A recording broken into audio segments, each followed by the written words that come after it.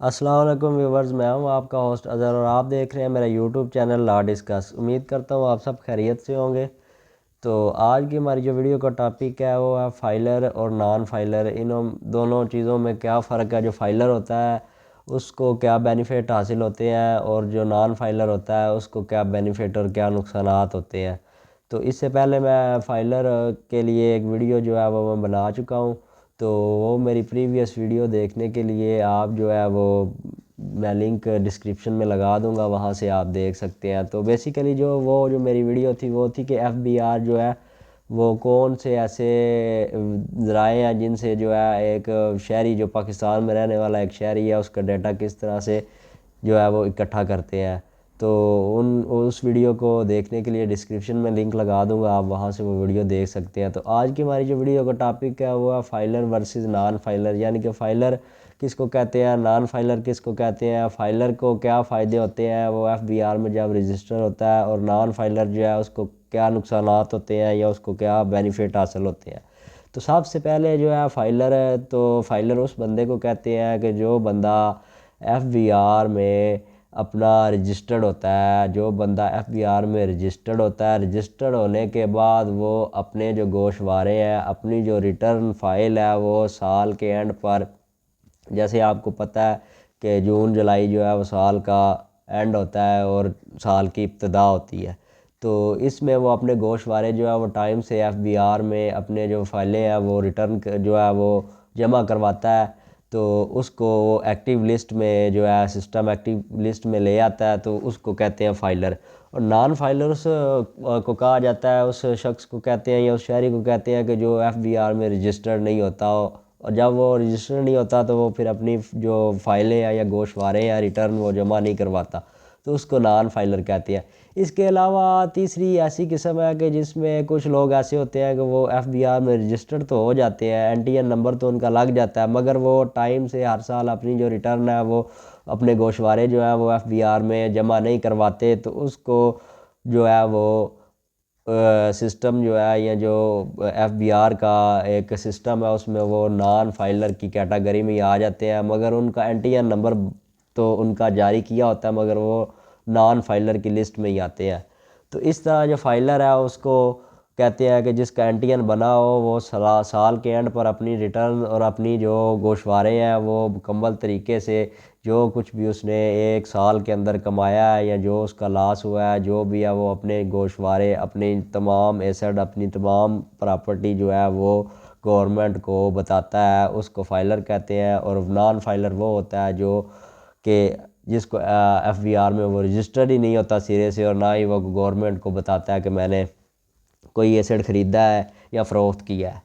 تو اس لیے اب اس کے جو فائدے اور نقصانات ہیں ان کے بارے میں آپ کو بتاتا ہوں کہ جو بندہ فائلر ہوتا ہے، سب سے پہلے تو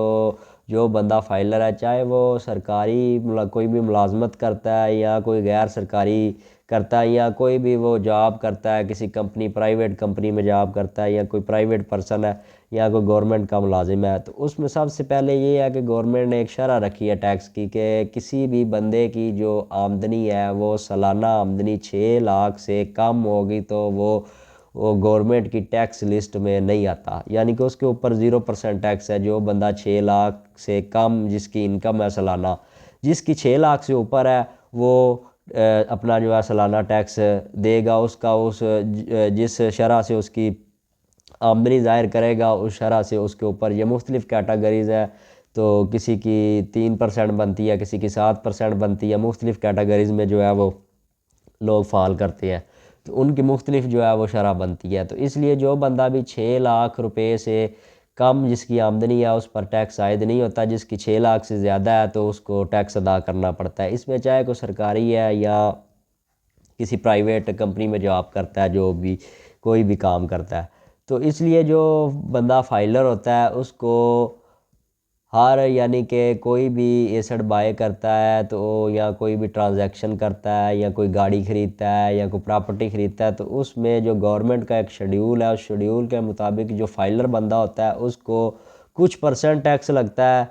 بنسبت جو نان فائلر ہے۔ یعنی کہ فرض کریں ایک بندے کو کوئی پراپرٹی خریدتا ہے رجسٹری پر، اس کو 7%، فائلر کو ایک فار ایگزامپل 7% ٹیکس لگتا ہے، مکمل قیمت پر، ایک جو نان فائلر ہے اس کو 20% لگتا ہے۔ تو اس لیے جو فائلر ہے اس کو ٹیکس کم لگتا ہے، کیونکہ وہ اپنے تمام ایسڈ جو بھی وہ خریدتا ہے وہ اپنی تمام پراپرٹی، اپنے تمام ایسڈ جو ہے وہ گورنمنٹ کے آگے رکھتا ہے کہ میں اس ذریعے سے یا اس وے سے جو بھی ہے وہ میں کام کر رہا ہوں۔ تو اس لیے جو فائلر ہیں ان کو بہت سارے جو ہے وہ بینیفٹ حاصل ہوتے ہیں۔ اسی طرح اب میں آپ کو بتاتا ہوں کہ جو بھی بندہ فائلر ہوتا ہے اس کو کتنے پرسنٹ کسی چیز پر ٹیکس لگتا ہے، اور جو نان فائلر ہے وہ کس اپنی جو ہے پرسنٹیج ہے اس پرسنٹیج سے ٹیکس ادا کرتا ہے۔ تو سب سے پہلے میں آپ کو بتاتا ہوں کہ اگر آپ کسی بینک سے ٹرانزیکشن کرتے ہیں، کسی بھی بینک سے آپ ٹرانزیکشن کرتے ہیں، تو جو نان فائلر ہے اس کو جو ہے وہ 0.6% ٹیکس ادا کرنا ہوتا ہے۔ جو نان فائلر ہوتا ہے، جو فائلر ہوتا ہے وہ 0% کرتا ہے۔ اسی طرح دوسرے نمبر پر اگر کوئی بھی بندہ جو ہے وہ پراپرٹی خریدتا ہے، کوئی بھی بندہ اگر کوئی پراپرٹی خریدتا ہے تو جو فائلر ہوگا اس کو 2% ٹیکس لگے گا، جو نان فائلر ہوگا اس کو 10% ٹیکس لگے گا۔ تو اسی طرح اگر کوئی پراپرٹی فروخت کرتا ہے تو اس کو بھی اسی طرح، جو بندہ کو پراپرٹی فروخت کرتا ہے اگر تو وہ فائلر ہے تو اس کو 2% ہے، اگر کوئی نان فائلر ہے تو اس کو وہ 7% ٹیکس لگتا ہے۔ اسی طرح پراپرٹی کے بعد اگر کوئی بندہ کسی بینک میں اس کا پرافٹ اکاؤنٹ ہے، کسی بھی بینک سے وہ پرافٹ جو ہے وہ جنریٹ کر رہا ہے، کوئی اس نے رقم جو ہے وہ فکس کروائی ہوئی ہے، تو اسی طرح وہ اگر کسی بینک میں پرافٹ اکاؤنٹ کو ہولڈ کر رہا ہے تو اس میں جو فائلر ہوگا اس کو 15% وہ گورنمنٹ اس سے ٹیکس کاٹے گی، جو نان فائلر ہے اس سے وہ 30% ٹیکس لے گی۔ تو اس کے بعد اگر کوئی بھی بندہ جو ہے وہ کوئی بھی سروسز پرووائڈ کر رہا ہے، کسی قسم کی کوئی بھی کسی آفس میں یا کسی بھی طرح کی کسی بھی کوئی کمپنی میں کچھ سروسز پرووائڈ کر رہا ہے لوگوں کو، تو اس کو جو ٹیکس کی شرح لگے گی 7% لگے گی فائلر کو، اور نان فائلر جو ہے وہ 14% لگے گی۔ تو اس کے بعد اگر کوئی بندہ گاڑی بینک سے لیز کرواتا ہے، کوئی بھی گاڑی کسی برانڈ کی یا کوئی بھی ماڈل جو ہے وہ بینک سے جو ہے وہ لیز کرواتا ہے، تو لیز کروانے پر جو فائلر ہوگا اس کو 0% ٹیکس ملے گا، اور جو نان فائلر ہوگا اس کو 12% ٹیکس جو ہے وہ گورنمنٹ اس سے چارج کرے گی۔ اس کے بعد اگر کوئی بندہ کسی کمپنی سے کوئی نئی گاڑی خریدتا ہے، کوئی بھی گاڑی خریدتا ہے، تو جب وہ نئی گاڑی کوئی بھی خریدتا ہے تو اس میں وہ اس کو ٹیکس جو ہے، جو فائلر ہے اس کو 10,000 سے لے کر 5 لاکھ روپے تک ٹیکس لگتا ہے، اور جو نان فائلر ہے اس کو 30,000 سے لے کر 15 لاکھ روپے تک جو ہے وہ ٹیکس لگتا ہے۔ یہ مختلف گاڑیز کی پرائز پر ہوتا ہے کہ گاڑی کتنے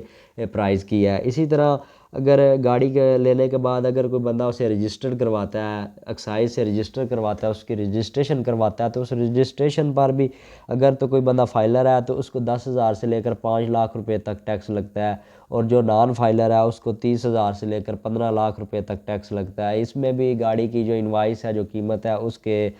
کو مد نظر رکھتے ہوئے ٹیکس لگتا ہے۔ تو اس لیے جو بھی میں نے آپ کو یہ شرح بتائی ہے، اس میں ہاف جو ہے وہ فرق ہے اس میں فائلر کا اور نان فائلر کا۔ تو اس لیے جو فائلر ہوتے ہیں وہ ان کو بینیفٹ حاصل ہوتے ہیں، جو نان فائلر ہوتے ہیں ان کو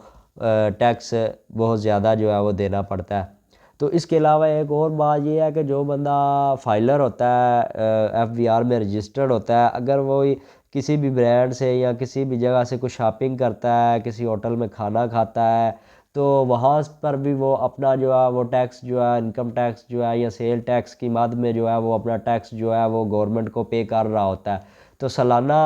جو اس کا سال کے بعد جب وہ اپنی ریٹرن فائل کرتا ہے، گوشوارے جمع کرواتا ہے، تو اس کا جو ٹیکس ہے وہ گورنمنٹ جو ہے آلریڈی پہلے سے کاٹ چکی ہوتی ہے، تو اس کا ریفنڈ بھی مل جاتا ہے جو بندہ فائلر ہوتا ہے۔ اور جو بندہ نان فائلر ہوتا ہے اس کو اس چیز کا کوئی بینیفٹ حاصل نہیں ہوتا، اس کو کسی چیز کا کسی قسم کا کوئی گورنمنٹ جو ہے ریفنڈ بھی نہیں کرتی کہ آپ نے فلاں جگہ سے شاپنگ کی تو آپ کا سیل ٹیکس یا آپ کا انکم ٹیکس آپ سے کٹ گیا، تو وہ آپ دوبارہ گورنمنٹ سے کلیم نہیں کر سکتے۔ مگر جو فائلر ہے وہ یہ بینیفٹ حاصل ہے اس کو کہ جب وہ گوشوارے جمع کرواتا ہے تو وہ اپنے گوشواروں میں جب وہ تمام چیزیں گورنمنٹ کے آگے رکھتا ہے تو اس کو گورنمنٹ جو ہے اس چیز کا ریفنڈ بھی دیتی ہے۔ تو امید کرتا ہوں آپ کو میری یہ ویڈیو پسند آئی ہوگی۔ مزید ایسی ویڈیوز دیکھنے کے لیے میرے چینل کو لائک کریں، سبسکرائب کریں اور بیل آئیکن کو دبا دیں تاکہ میری مزید ویڈیو آپ تک بر وقت پہنچ سکے۔ شکریہ۔